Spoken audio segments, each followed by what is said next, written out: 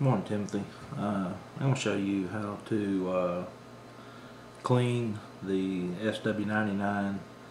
Not only clean it, also care and maintenance of the magazines as well. Always have your proper tools out, cleaning rod, brushes, these type brushes that screw on the end of your cleaning rod. Good proper cleaning oils. Here's Hops #9 copper solvent. Deaton's Deep Clean, that's really good. Here's some lubricants right here. Miltech 1, that's really good. It actually penetrates the metal. And then of course you got lubricant like our Sig Sauer stuff here. Even some light machine oil right here. So first thing you start, take your weapon, make sure it's not loaded. This weapon has to be cleaned in the decock position when you're going to disassemble it. This is the decocker on the gun. You simply just, once you've cleared your chamber, decock it right there. Take down lever on both sides. You basically grab it and you pull it down. I generally go from this side, and you'll see that it loosens in the rear and it just slides right off. Further disassembly of the upper slide is the spring. You simply push it forward and tilt it out. Barrel, you take your finger and you can push it up, push it forward, and then you pull it out. And there's your main components right there. You just need to clean the bore on this one, and a little light cleaning on this. I'm going to show you how to disassemble a magazine. You can take one of your brushes. You'll see this little area right here. You just push it in and slide the bottom plate forward a little bit. Now make sure when you slide it all the way off, you get a hold to that plate inside, or it's going to shoot the spring out, and then you just grab it and easily slide the spring and follow her out. You can service now the inside of your magazine, lubricate it, take care of any surface rust and stuff like that. You get a lot of salt builds up and stuff like that around there. These are used bags, so they do need to be serviced and cleaned. So let's start out right here. We'll take the slide, we'll put a little bit of deep clean on it right there, good solvent. Just a couple little drops, be fine. It's very strong too. It's got a lot of ammonia. And you'll just clean the carbon, any carbon off the breech face, the front of the muzzle, inside the frame. Pistols are much easier to clean than revolvers because most all the gas escapes up front instead of around the cylinders and everything else where it gets really dirty. Let's see here. Heck, that looks pretty good right there. I'm going to leave that Deaton's on there for just a little bit. It has a tendency to do a little bit deeper cleaning. I'll check the gun. A lot of times you'll get a little carbon buildup right here in that area, right there at the end of the breech area, but this really stays pretty clean. Just sort of light brush it out. Normally once you get it clean, you wipe it out. There's some certain areas that you would probably put a little oil on this right here. I generally use this Sig Sauer on the spring. Just put a drop there. On the sear, I put a little drop right there, and I put a little bit on the 4 main contacts where the slide meets the frame.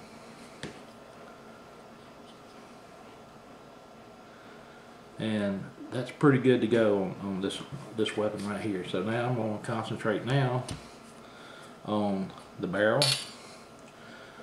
Let's see, I'm going to take my brush and I'm going to scrub around the lockup areas in the chamber area, get any excess carbon build up. I'm going to leave that Deaton's on there for just a little bit. Then I'll take my cleaning rod. Put an appropriate size bore brush on here. For this one it'd be a 40 caliber. I'll take some more of the Deatons. Put a generous amount on there.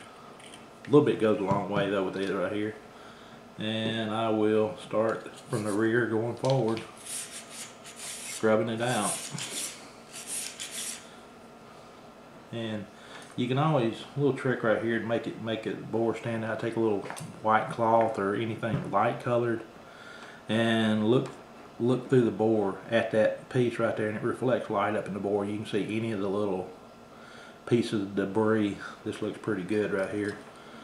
I'm going to, you can just lay it on the table right there and just leave it right there and come back in here and search it.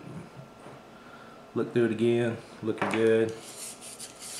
I'm going to take the bore brush off. I'm going to put the patch jig on the end.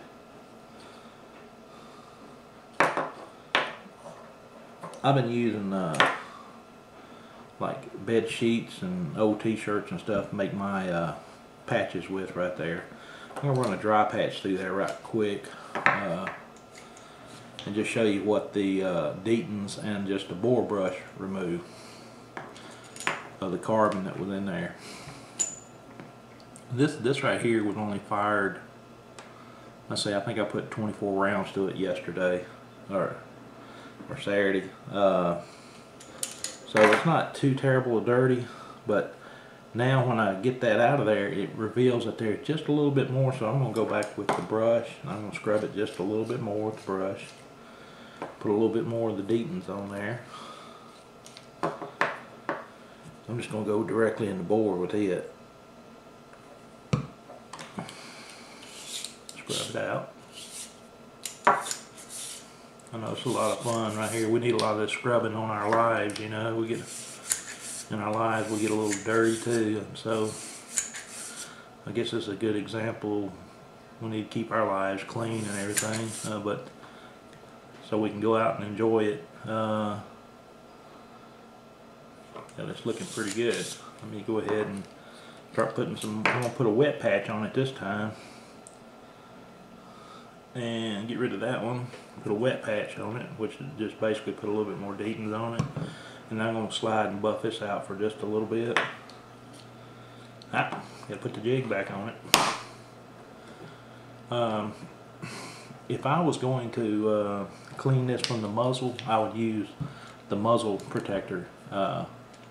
I would slide that on the end of the muzzle and then clean it this way. That way it protects the rifling and everything. But I like to clean from the rear when I got access to it. Some firearms do not allow that, such as a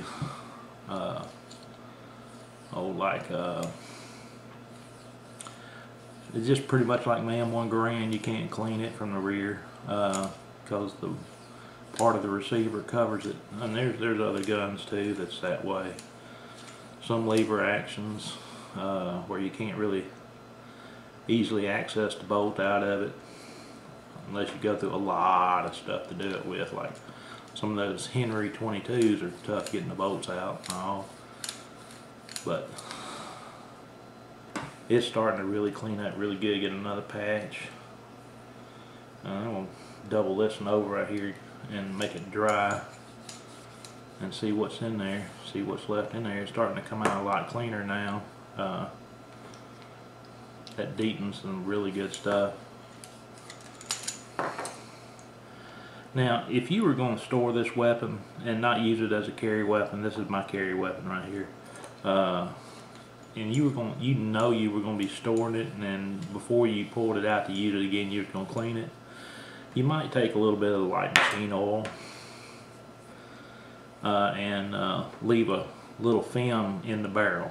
Just maybe a little light film on the barrel and inside the barrel and on any of the surfaces right here, just to keep corrosion from setting in. Now this slide here, it is black, but it's stainless. It's blackened stainless steel. So you really don't have to worry too much with it. But this right here is a carbon steel, and it can rust a little bit. So you might want to do that, but I carry this all the time and I clean it all the time. So now I'm going to clean just basically wipe this spring off. I mean, there's really not a whole lot on it. Now you can take a brush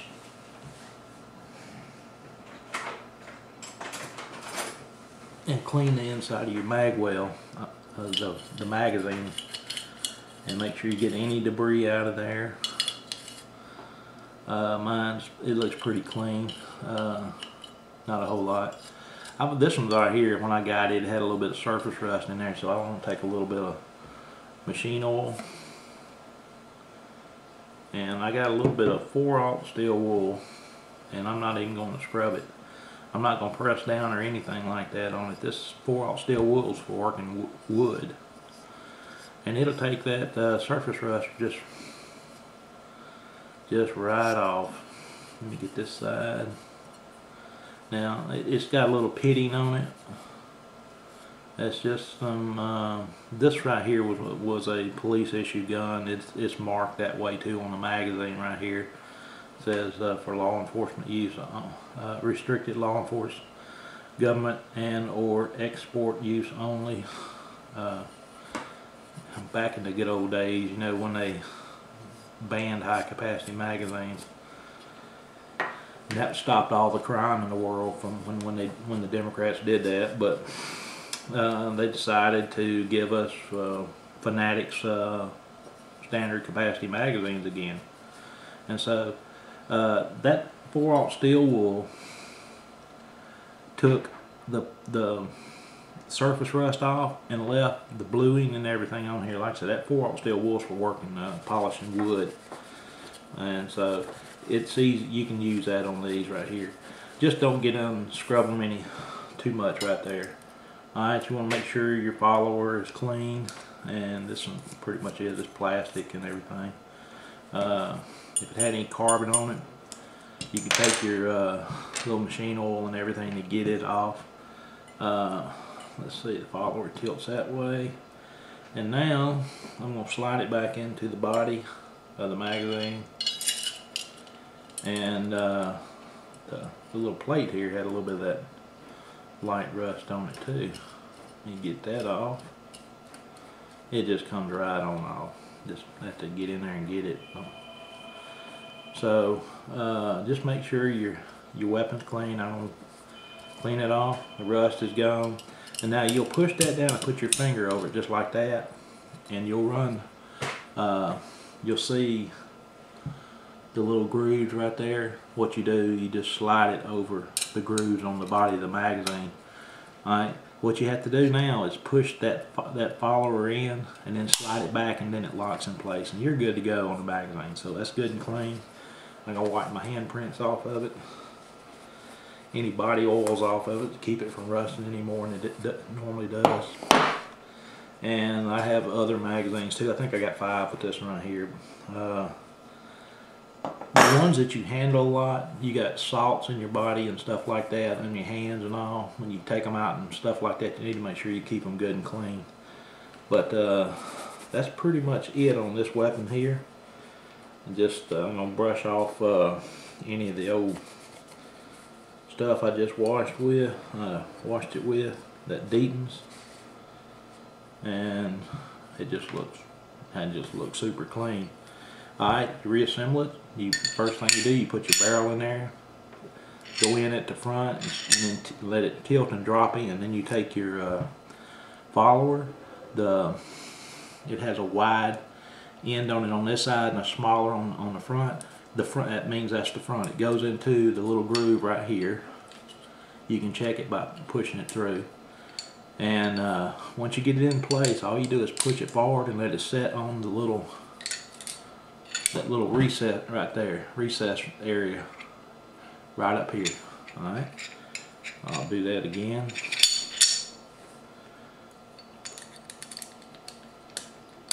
And there, it's good. It's in there, and all you do now is those 4 points I just lubricated, you just stick it in there, slide it in on the grooves, and just take it all the way back, and it's ready to go. You can recock it. You can fire it, make sure everything's correct on it. Alright, that's pretty much it right there on that weapon right there. So we'll be working on your revolvers next. You'll see how much dirtier they are than a pistol right here. So revolvers are just pretty dirty little animals right there, but they're a lot of fun to shoot. You don't have to bend over and pick up the brass off the ground. So alright, son, we'll work on the Smith & Wessons and revolvers in just a minute. See you then.